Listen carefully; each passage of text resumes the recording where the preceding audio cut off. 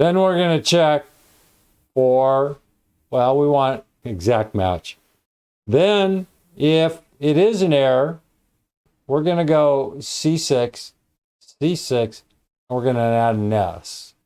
We have 3 men.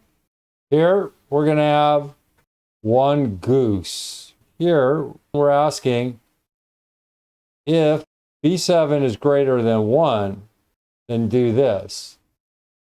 Otherwise, just put in C7. Is that what we did? Yeah, we have 1 goose. We have 1 woman. We have 2 half. We have to be careful here because when do we add that? We have half and halves. Well, we don't. We have peach greater than 1. We don't have peach over here, do we? We intentionally left off peach in our single list.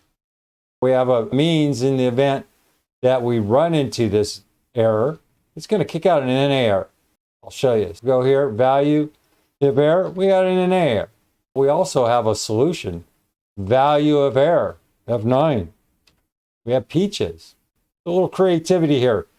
We're addressing 3 different potentials. We're looking at single with adding an S.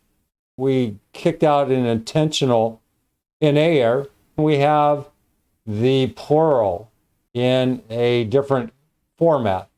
So yeah, I like this. This is creative, kind of fun.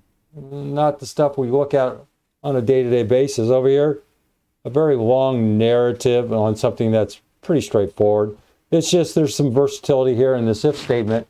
Strongly recommend that you familiarize yourself with the power of the if statement and how you can nest all this stuff here. We have this logical test, value true, we have if error, then we have the value of false. Practice, practice, practice. Even at the advanced level, you should be able to breeze through this.